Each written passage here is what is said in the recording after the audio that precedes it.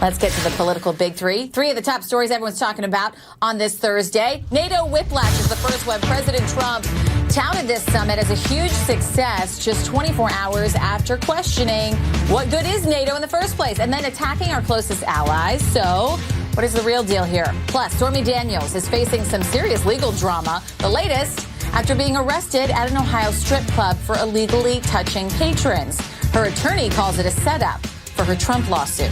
And Trump baby, a giant balloon mocking President Trump, takes flight in London just in time for the president's visit. This was approved by the mayor of London, and a lot of people are talking about it, including us. Joining the discussion, Democratic strategist Basil Smikle and GOP strategist Jen Kerns. Thank you for being with me. All right, let's start with that NATO visit before we get to balloons.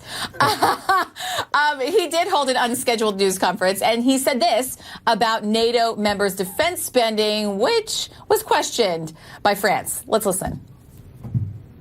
The people have stepped up today like they've never stepped up before. And remember the word, $33 billion more they're paying. And you'll hear that from the Secretary General in a little while. He thanked me, actually. He actually thanked me. And everybody in the room thanked me. Some are at 2%. Others have agreed definitely to go to 2%. And some are going back to get the approval, and which they will get. I think that NATO is much stronger now than it was 2 days ago. I think that NATO was not doing what they were supposed to be doing, a lot of the countries, and we were doing much more than we should have been doing. Frankly, we were carrying too much of a burden. So, Ben, your first reaction to that statement? Well, look, I think that President Trump is right. We have been bearing too much of the burden. And look, the United States has been criticized for many years. Just look at the post 9/11 years for attempting to, quote unquote, be the world's policeman. Look, if they don't want to criticize the U.S. for that, then other countries certainly do have to step up to the plate, start carrying their share of the burden, and start paying their fair share. So I think President Trump is right here.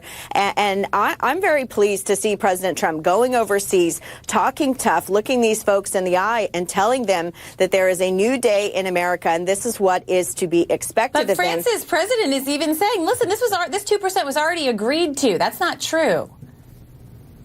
Well, some of it was agreed to back in 2014, but you have to ask, that was 4 years ago. It's now 2018. What took them so long? Look, this is not how the real world works. I can tell you here in New York City, my rent just went up. Guess what? That's not due 4 years from now. That's due this month. So these European nations have a reality check coming to them that it is time to pay up. It's time for them to start paying their fair share. And I'm glad that we have a president who is holding them to account for that. Basil, I just want to get your take on this tweet that the president sent out just 24 hours ago. He says, quote, what good is NATO if Germany is paying Russia billions of dollars for gas and energy? Why are there only 5 out of 29 countries that have met their commitment? The U.S. is paying for Europe's protection, then loses billions on trade, must pay 2% of GDP immediately, not by 2025. What do you make of that? Well, listen, I imagine, and I will take Jen's point on this, I imagine that there is a legitimate question about how much the U.S. pays to keep NATO active. Does that mean that we should abolish it? Does that mean that the president's tough talk is warranted? I'm not so sure. I do think there can be some restructuring involved.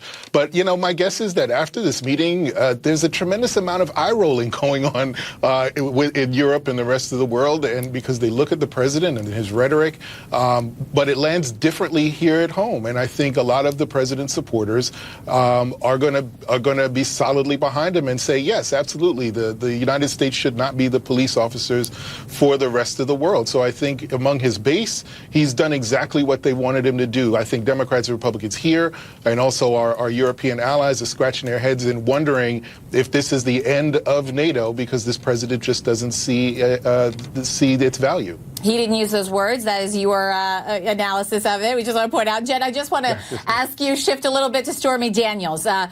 Newest scandal, she was arrested at an Ohio strip club. She was touching patrons while nude. That's illegal in the state of Ohio. But her attorney, Michael Avenatti, just tweeted saying that this was a setup, politically motivated, and it reeks of desperation. He's going to fight all of what he calls bogus charges. Now, we have gotten confirmation from Columbus PD that there were undercover police officers, 4 of them, sent to that strip club. What they say was for an investigation into previous allegations of sex trafficking, among other things. So what's your take on all of this?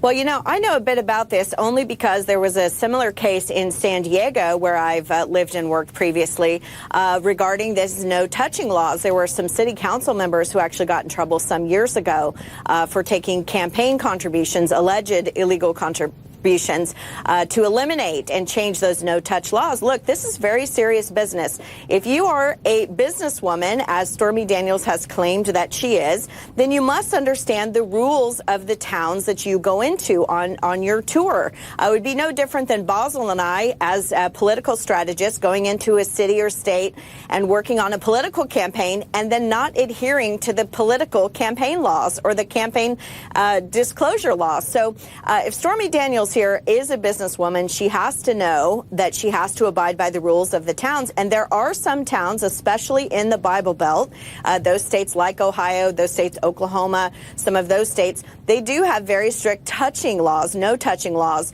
regarding strip clubs. And that is the matter of fact here. So this is one of those things, as Tip O'Neill, the former Speaker of the House, used to say, all politics is local, so is law enforcement. She broke the law. She's probably going to be in a bit of trouble for that. Even when it comes to strip clubs. Basil Smikle and Jen Kerns, thank you so much for being with us. Wish we had more time. Thank you.